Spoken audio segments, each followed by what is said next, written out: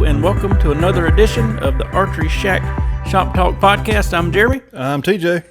We're back again, and we just heard some breaking news. Breaking. TJ seen it. John Dudley has left Hoyt. That's something else. I can't believe it. I really can't. He's been with them, I know. A long time. He left for Matthews about the mid-2000s. 15 years now? Yeah. We were about to roll camera, and TJ's like, look at this, John Dudley. So I listened to the end of his podcast for about 5 minutes. Sure enough, he has left Hoyt. I don't know where he's going. I got two ideas. I don't want to say it on here because I could be completely wrong, but he said he was going to announce next week, which is, this is a weekend. The podcast won't come out for a couple days. He may have already announced by the time this comes out. And we're getting ready to go to the ATA show, so maybe we'll hear something there. Yep. That is something else. I didn't see that. That's Chris B. If y'all keep up with him on YouTube and stuff, he left Hoyt like 2 days ago. Mm-hmm. Their vice president, I don't know if he left. I guess he left or got fired. I don't know what happened there. I hadn't researched it. Sounds like something's going on. I remember seeing Bo Junkie posted something, and it was somebody from Easton and somebody, I think it was VP of sales. VP of sales, and I don't know. I can't remember, so don't hold us to that. But that's what I think. Bo Junkie had put out something, and I was reading in the comments on Facebook about that. So it's, I mean, here we are, 4 days into the new year, and that's a big one. That's some big news right there. So be curious to see where he ends up at. I'm sure rumors will, he said next week. I mean, we're recording this on a Saturday, so it could be as early as Monday or Tuesday. I'm sure by the ATA show he'll be, which is middle of next week, he'll be saying where he's at because he'll probably be at that booth or whatever. Speaking of the ATA, we're going to have a different, you're listening to this, it's going to be Wednesday morning. It comes out at 6 o'clock on Wednesday morning. We're going to have a different sort of a thing going this week. So as you're listening to this, we got into Indianapolis last night on Tuesday, and we're in Indy. We're going to be in Indy Wednesday when this comes out through Saturday. So what we're going to do to try to keep everybody up to date or whatever on what the new stuff is and what we've seen, we're pretty much going to record a podcast every night. So you'll have this podcast Wednesday morning. Thursday morning there will be a new podcast. Friday morning there'll be a new podcast. And then Saturday's podcast will come out on Wednesday as the follow up to the end of the show and all that. So you'll have a couple days now. Also, I'm not going to put, just because of how we're going to have to we'll be at the ATA show all day, and then we have these meetings with sales reps and all this stuff goes on, and we look at new stuff, and then we end up eating that evening and getting back to the hotel late. So we'll have to do them when we get back to the hotel most likely. So I'm only going to put them on the YouTube channel. I'm not going to try to upload them to all these different things. I don't think I am, at least, just to save time, because I don't want to be up all night trying to get this uploaded, knowing we're going to get up semi-early and be back at the convention center. So it'll probably, after this one, the next 2 or 3 that I'm talking about will probably just be on YouTube, and then we'll have another one, as usual, next Wednesday, and it'll be our little wrap-up ATA podcast, And all these will be unedited as far as... Yeah, we're just going to roll film, do a podcast, and hit stop, most likely, so that it don't take hours and hours and hours like it normally does for it to process and upload and do this and do that. So we'll just see. In other words, we ain't promising quality-wise or video quality-wise that it's going to be the greatest in the world, but we'll definitely be on here telling you about what we've seen and what we've heard and what we've shot and all that stuff. So we'll do probably between a 30-minute and hour podcast each night, and then get it uploading for the next morning. So it'll be cool. The ATA show, we go there for a couple of reasons. People always ask these questions, but one, we get a little bit of a discount on stuff we order there. All the manufacturers are there, so, it gives us a discount so we can pass on discounts type thing. Two, we get to see all the stuff. Bows we carry, bows we don't carry, sights we carry, don't carry. All the stuff, we can handle it, shoot it, look at it, test it. That way, even if we don't have it in this shop, a guy can come in and we can say, yep, we shot it, we worked on it, we did whatever, here's what we think. It's good, it's bad, it's okay. And then third for me, is it just gets me excited for the archery year, because this time of the year it's just kind of like, we're after the busy season. We got through Christmas, and now we're just kind of getting into tournament season. So it kind of gives me a boost of I'm excited about archery and everything. All this new stuff's coming out, so that's why we go every year. It's in Indianapolis this year, so like I say, as you're listening to this, we are probably there and getting ready to put out more of them, but that'll be fun. To add to that, I'm going to throw my question out before we get into our newly added storytelling. Like you said, you're listening to this as we're at the show, but what new products would y'all like for us to look at the show? What are... Yeah. And hey, if you see something, let us know. Here's what happens. This thing is so big, it takes 2.5 days to cover it, So there will be new products that we miss, because there's so much stuff we're trying to take in and see, and talking to all these reps and all this stuff's going on. So, like, the text number for the shop is 843-560-9898.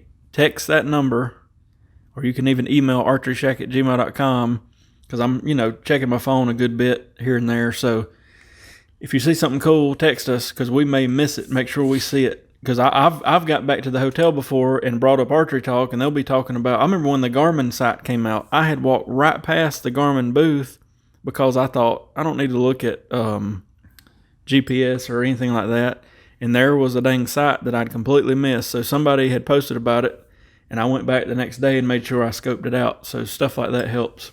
Yes. And there's a couple of us going, so hopefully we're going to try to spread out and make sure we can see everything and that type of deal. But just text us if you see something everybody's talking about.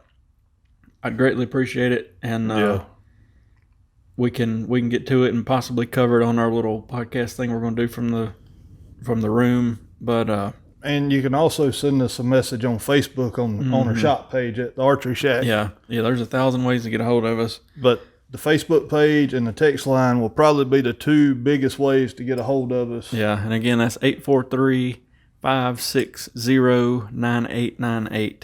But yeah, that'll get it straight to us, and we can look at it or check it out or whatever we need to do. So that'll be cool. I'm looking forward to a couple things. Last Chance has got some secret device they keep sending out blurry pictures of. That's probably the one thing they got my nerve shot because I don't know what it is. George Riles is doing some arrow building things in their booth, so I'm thinking it's something to do with arrows, but you never know. We know that Bloodline has got some kind of new string machine we want to look at. We've heard rumors that Brownell they went out of business, but that somebody else bought them out and they're going to be there, I think. So a bunch of cool stuff should be happening. And of course, we get to meet with all the factory people from like Prime that we talk to on the phone all the time and get to see them face to face once a year. So that's cool, and Bear and everybody else. So it'll be a good time. Yes, it will. I'll try to probably once we get back, we'll do our little podcast stuff while we're there, and y'all ask questions and that type of thing. But I'll get little short video clips and stuff and putting together some kind of little video once we get back of what all we've seen, because you never know what 2 years ago this big robot thing came out blowing compressed air at people that was 8 foot tall, and the T-Rex.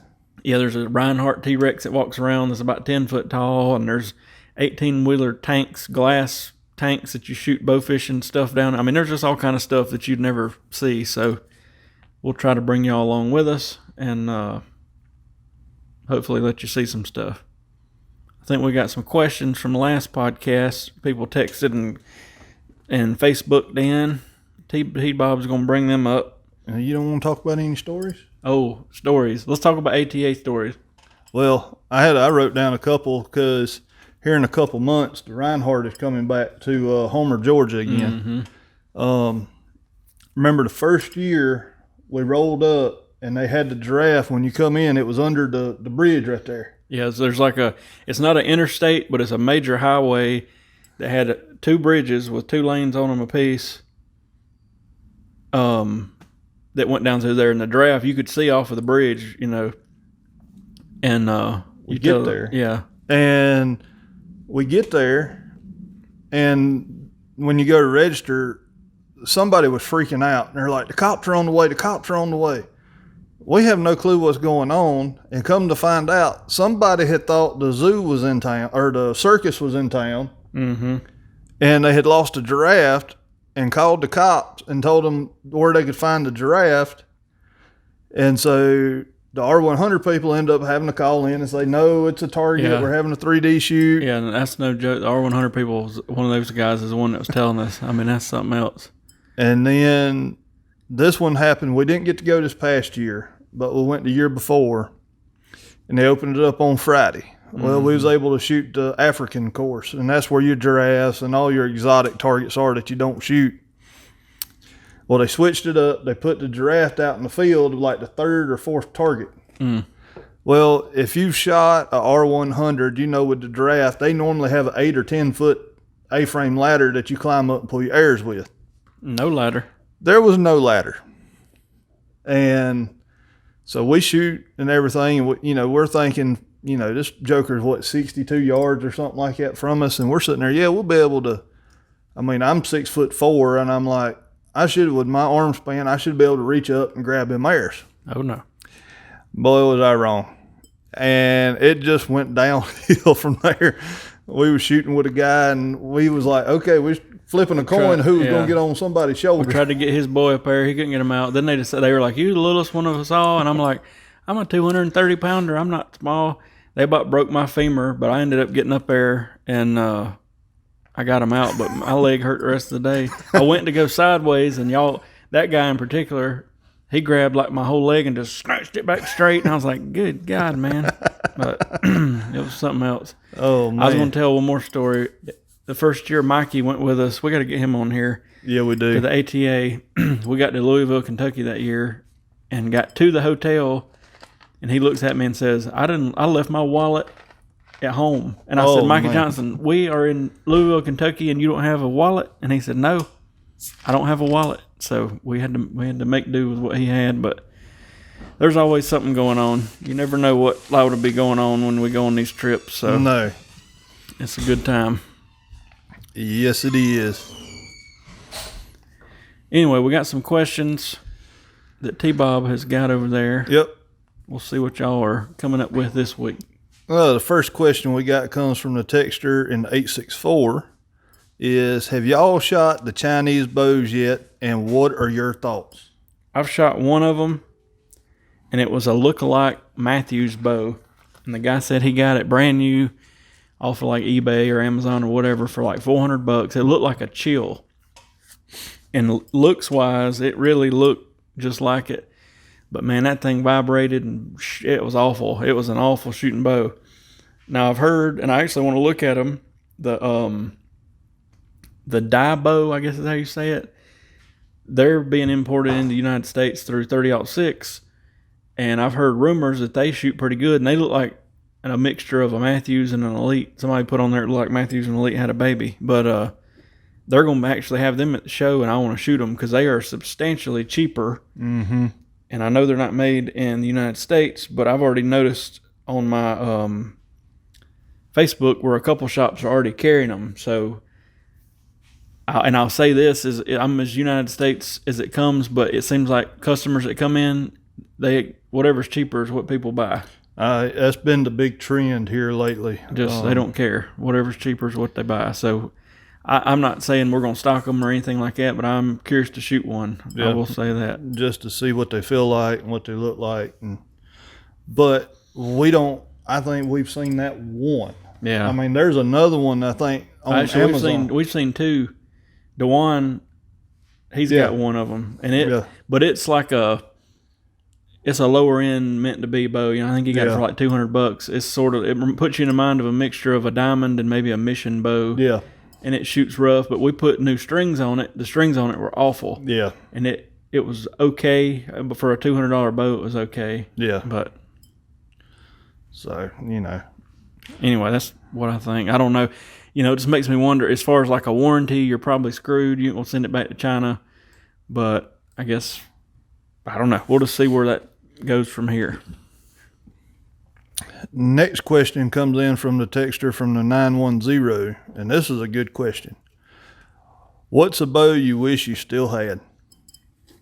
That's a good one. Well, there's really two of them, but I'm glad that I kept my first Matthews bow, a Feather Max. I still got it.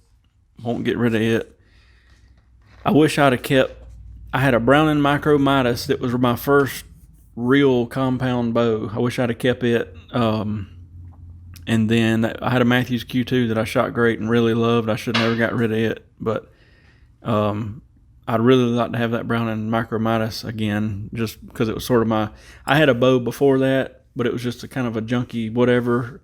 I wish I had them all, but that Browning Micro Midas would have been the one to keep. What about you? I think mine would be my Matthews Switchback that I had. Yeah. I don't know. I could shoot that Switchback. It felt good to me. Me and it clicked. So that's the one I wish I had back. And then tournament bow, I could buy another one of these tomorrow, but I know when I had that first year PSE Supra EXT bow, me and it jive great. It was one of the better shooting bows I've ever owned. But everybody's got one, it seems like, that they wish they'd have kept. Yeah. That Switchback I wish I'd kept. But our next question comes in from Gene on Facebook. Can a kisser button be causing my left-right issues? Absolutely. A kisser is meant as an anchor point, a reference point, and that's good. But we do see a lot of people come in here that dig their face into it, and they're putting a lot of facial pressure on that string, and ultimately it's causing the string a left-right movement when you release, and that can cause all kind of problems. So when I've shot a kisser style button, I always just put one of those little tiny eliminator rubber buttons on there. All you need to do is barely have a feel. You don't need to have that thing dug into your tooth or something like some of these people do.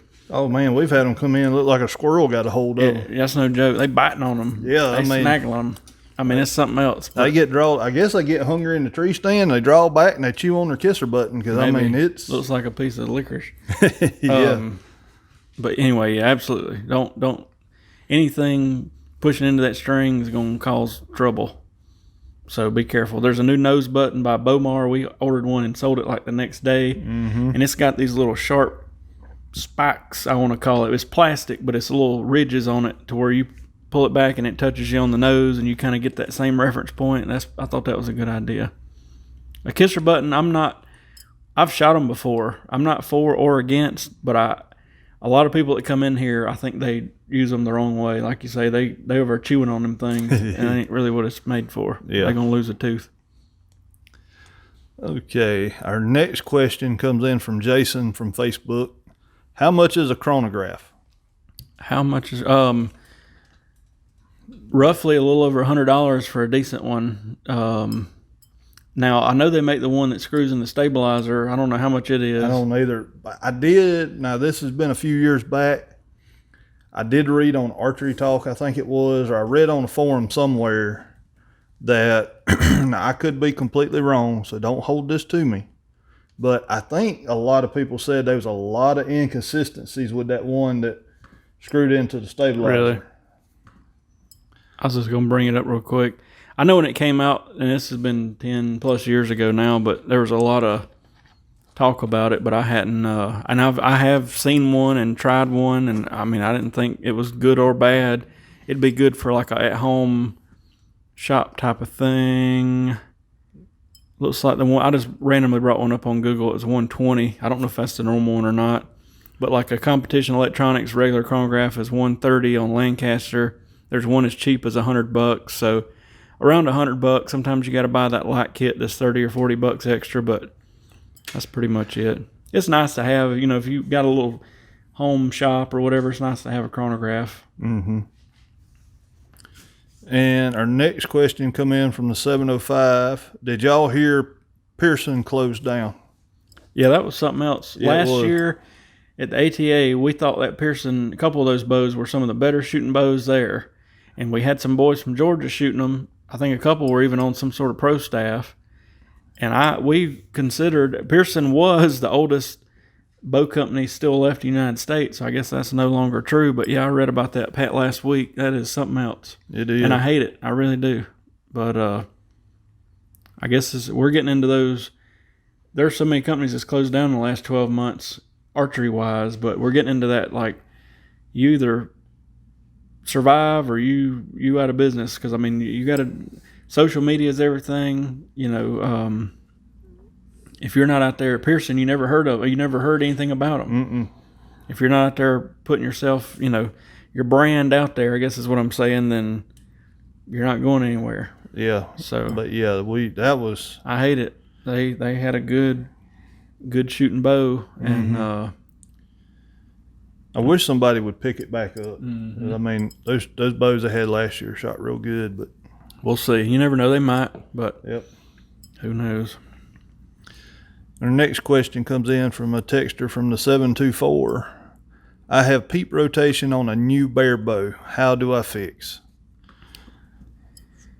So a lot of the factory strings on these bows are not pre-stretched, and they're not really served under tension, and those two things generally make it to where there's no peep rotation. So you can move the loop, you can have a shop press it and twist the peep, but generally what we see, we have people come in that'll buy a cheaper bow or a used cheaper bow or whatever, and we'll twist that peep, and there's no rhyme or reason. It'll go one way, it'll go the other way, and finally it's like, listen, you might as well spend the $150 and get a new string on this thing. And then once they finally do, they're like, wow, I should have done this a long time ago, because the peep's never moving. So pretty much put a good string on it.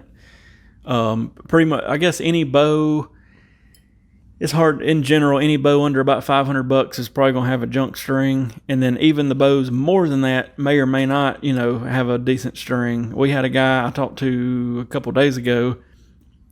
I won't say what brand he had, but he had a $1,200 bow. He called in and said, "Do you know anything I could do? My peep's flipping all over the place." And I said, "Not really, to be honest with you." He said he'd done twisted it and moved his loop and all this, because if a peep sight's not super duper twisted, you can kind of twist that loop around just a tad bit and get it to line back up. But he said, he said he was chasing the peep all over the place, and I was like, you probably better off just getting a new string. So that's pretty much it. You want to twist the string is the easiest fix, but I would almost guarantee it's not going to stay there. So it keeps twisting, then you might as well go ahead and put you a good set of threads on there. And if we make them here, of course, so if we can help you or sell you some strings, we'd be happy to. Archeryshackstrings.com. We get a lot of orders from there, so check us out. I just think a lot of it's got to do with the string stretch on them. I mean, yeah.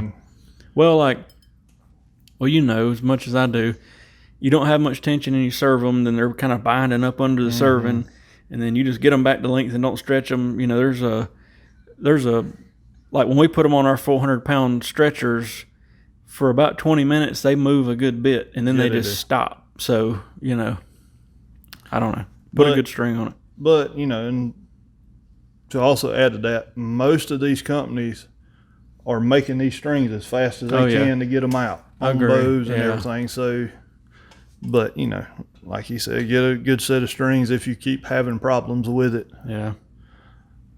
Our next one comes in from the 854. Any advantage of shooting 125 grain over 100 grain tips? Not really. It's going to slow your bow down. You may get a little bit more kinetic energy. If you're a front of center man and you want a lot of front of center, a lot of weight forward type thing, then 125 is fine. Either one's going to do the same thing ultimately. It's not going to do that big a difference. If you're wanting a heavier arrow, according to what you're shooting, you could probably build out a lot heavier arrow altogether, not just the tip, but not I can't talk. Not a huge advantage one way or another. I've shot anywhere from 75 grain to 125s in my shooting days or my time or whatever you want to say, and I've killed deer with all of them and had good flying arrows with all of them. So I don't know. No big, nothing is going, like if you switch over, it's going to be like, oh man, I'm shooting way better. And I mean, used to, well, I say used to, but most of the time, we talk about the box stores and everything, and just here recently, we've had a lot of people come in and call and say we don't have any shops around us. But 9 times out of 10, if you walk into a local shop or a box store, 9 times out of 10, you can find 100 grain just like that. Yeah, and that's the other thing. Like you saying, if you go hunting somewhere and all of a sudden something happens to your broadheads or you break them or whatever, you can find 100 grain broadhead. I ain't gonna say very few, but we don't see many 125s coming in anymore. No. Used to, you'd see a few. I don't see many 85 or 75s anymore. I don't It's either. almost 100 across the board. Mm-hmm.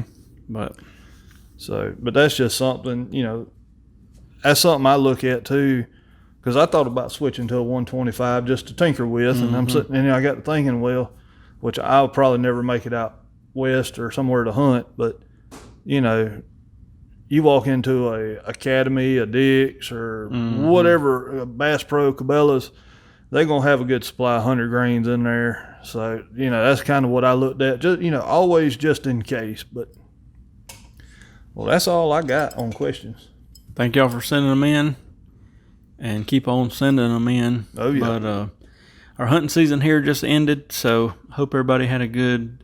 Didn't we have a youth day today? I think I seen a bunch of people as youth day today. Hopefully everybody had a good season. I know it's still going in some parts of the country because I've talked to people on the phone that were calling about bows and stuff. But I don't know about you, but I'm eating a big old bowl of tag soup here in a couple of days. It was sort of a weird year. It seemed like we had a very short time where people were killing big deer, and the rest of the time it was kind of like they're moving at night. Nobody's seeing anything. So I don't know how y'all's hunting season was, but it was sort of a weird one here to me, at least. Not saying I didn't see deer. I hunted a good bit, seen a couple does, but I don't know about you, but I've kind of got to the point. Don't get me wrong, I love hunting with a bow. And a doe walk out, I still get excited like it's a buck. Yeah. But I haven't taken a good buck to go on my walk. So, this year I had a mind, this past year, in the last couple of years, I've had the mindset of I'm going to just wait on a buck, a decent buck, try to get one for the wall. So, a lot of people are that way now. Oh, yeah. And so that's the reason I'm eating tag soup. Yeah. It's just, it seemed like every time I don't know, everything's moving at night on me, but hunting season's over. What have you heard about new product-wise that's going to be at the ATA show? Have you heard, other than already mentioned, Last Chance is going to have some kind of a product? I know Vapor Trail put out their new Gen 7X limb-driven rest this year. We'll probably order some of them. I know from what I can tell, they redesigned it a little bit. And if I'm not mistaken what I read, I know with most of like that Gen 7, you had to run it from the top limb. Yeah. This year, I think you can actually run it from the bottom limb. So gotcha. And I think they recoated the little flipper that comes up. I guess that's the right word for it. But gotcha. The V, I think they recoated it in something, and they also have the bow specific, riser specific mounts for it. We'll definitely be checking that out. I know Athens is coming out with some bows.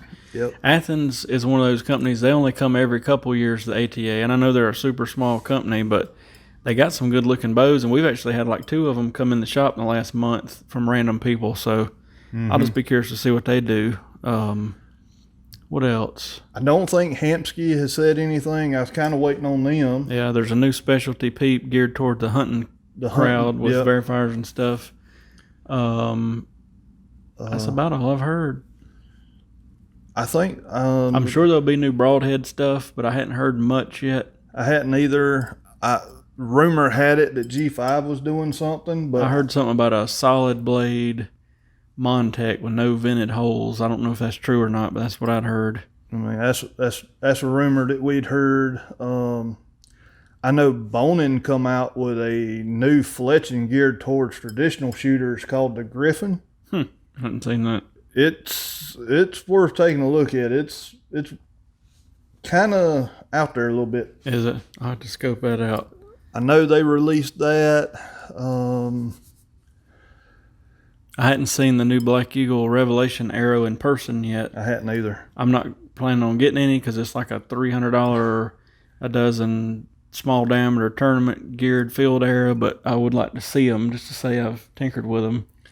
You know, I hadn't heard nothing from like Victory if they've got a new arrow because, you know, 2 years ago they come out with that extortion. Yeah, that was a big deal. We may get a few of them. Stabilizers, I hadn't heard anything. Quivers, I hadn't heard anything. You know, Trophy Ridge, they got the Hitman lineup.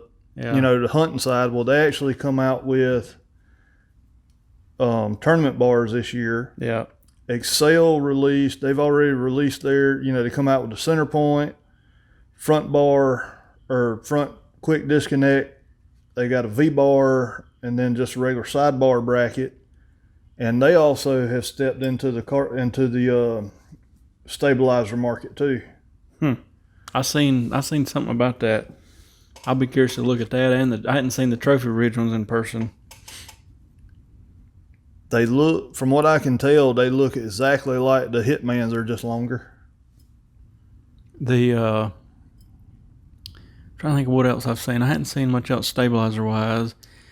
And then there's always like a big bow company that does like a nobody knows about release at the ATA. I don't know who it'll be, but you never know when Hoyt or Matthews or somebody's going to do like a Bowtech a release and be like, okay, we didn't see this coming. PSE's done it before. The year that we were in, the first year not the first year for me going to Indy, that's when Matthews come out with the, what was it, the TRX 5? No, what was it?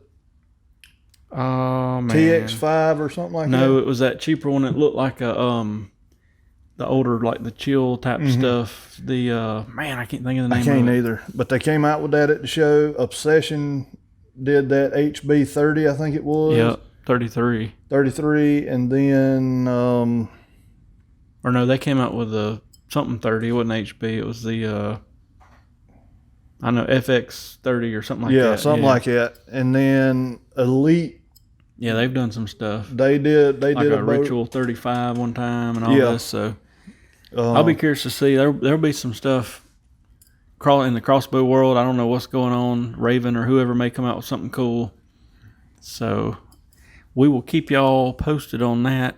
Tournament season's here in South Carolina, at least. We just hit January, so I actually think this coming weekend when we're gone, there's the first tournament down at Myrtle Beach and in Columbia maybe. And then we got indoor stuff getting fired up. And I think in the next few weeks we got some more close local tournaments, and we're going to actually have one here at the shop at the end of January. So we're getting excited for that. I'm glad we don't get the snow that the northern states get, because if our 3D season was only like late spring and summer, I'd be like, man, this sucks. Yeah. We might get a little chilly. And we have shot in the snow here a time or two, but not like 3 foot. We're talking about just little sprinkles of snow. Yeah. So. I'm ready for 3D this year. Well, I guess I say I'm ready. I still need to put a new set of threads on my prime, but get ready. But I'm ready to shoot some 3D since deer season's closed. Yep. Something to do on the weekend. I got that new prime. I did the video, the Black Series 9 and with an orange riser. I got to get it built up, put some of our strings on it, get all that fixed up. I'll probably do a video on that in the next few weeks. We've already shot a little bit of indoor playing around. We don't have much indoor here in the state, just 1 or 2 little tournaments, but I'll probably shoot those and then a bunch of 3D. So it's that time. Hopefully everybody else is getting geared up for either indoor or 3D. Yep. A lot of big stuff, Total Archery. I think they've got their full schedule out now, which they're coming back to Belvedere, Tennessee. So be hitting that again. R100's coming back to Homer, Georgia. So we'll be hitting that. Mm-hmm. All of our local stuff in South Carolina and Georgia. Yep. So I don't know of any other big national shoots besides the R1. Well, the ASA. We're going to try to hit some of those this year. We last year was. We fell off the wagon last year. Yeah, and which, I think we've talked about it on podcasts before, but they're not going back to Appleton, Georgia. We'll have to drive to Alabama, which is not the end of the world, but a little bit further than what we normally have to go. But I guess we'll get off here, and the next time y'all should hear us, if you're listening to this today, it comes out, it'll be tomorrow morning.